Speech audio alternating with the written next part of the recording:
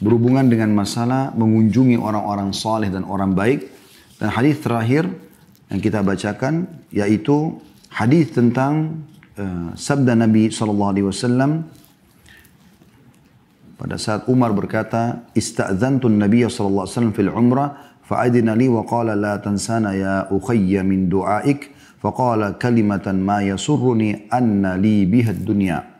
Terjemahnya, saya meminta izin kepada Nabi sallallahu alaihi wasallam untuk umrah, maka beliau mengizinkan dan beliau bersabda, "Jangan lupakan kami wahai saudaraku dari doamu."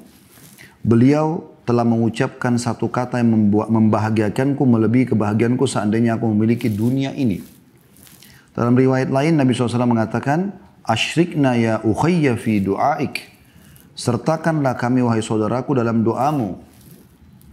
Hadits ini teman-teman sekalian memberikan gambaran kepada kita bagaimana seseorang muslim selalu berusaha untuk meraih rahmat Allah Subhanahu wa taala, keberkahan dari Allah Subhanahu wa taala, tambahan karunia-Nya, bukan hanya dari upaya dia sendiri tapi dari saudaranya pun.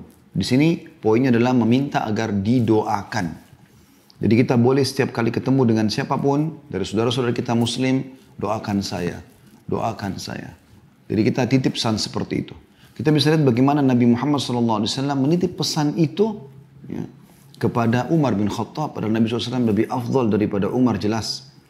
Tapi beliau menyampaikan sebagai bentuk tawadhu Nabi SAW, merendahnya beliau, dan juga sebagai bentuk penjelasan hukum syariat Allah Subhanahu wa taala.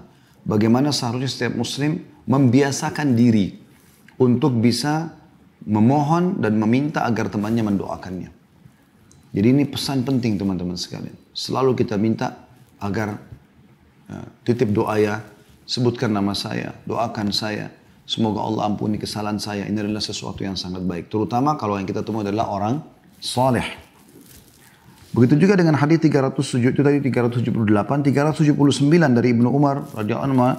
Beliau berkata, "Kana Nabi SAW yazuru Quba'a rakiban wa masyian fayusalli fihi rak'atain." Nabi SAW mengunjungi Quba dengan berkendaraan atau berjalan kaki. Lalu beliau sholat di dalamnya 2 rakaat. Hadis Bukhari Muslim. Dan juga satu riwayat lain. Karena Nabi SAW ya'ti masjid Quba'a kulla sabtin. Rakiban wa masyian wa kana Ibnu Umar yaf'aluhu. Nabi SAW selalu mendatangi masjid Quba setiap Sabtu dengan berkendaraan atau berjalan kaki. Dan Ibnu Umar pun melakukannya. Hadis ini memberikan gambaran kepada kita tentang kedudukan Masjid Quba. Masjid Quba yang masyhur di dalam Islam, dikenal dengan masjid pertama yang dibangun oleh Nabi SAW begitu hijrah ke Madinah, dan merupakan simbol Islam yang akan terus ada insya Allah sampai menjelang hari kiamat.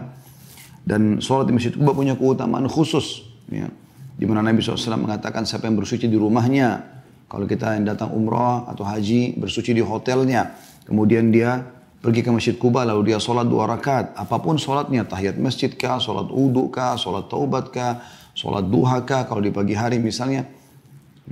Dan insya Allah semoga saja masuk dalamnya juga sholat wajib maka dia akan mendapatkan pahala umrah.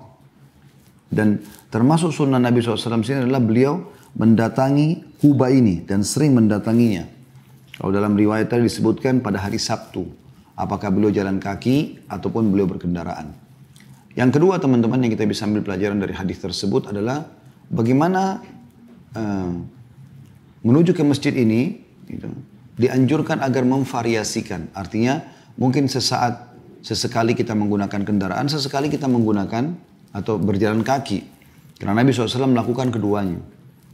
Walaupun kita mungkin lebih dominasi jalan kaki karena sekaligus menjaga kesehatan dan mengejar pahala lebih besar. Tapi Nabi SAW dikatakan sini rakiban. Beliau seringkali juga menggunakan tunggangan.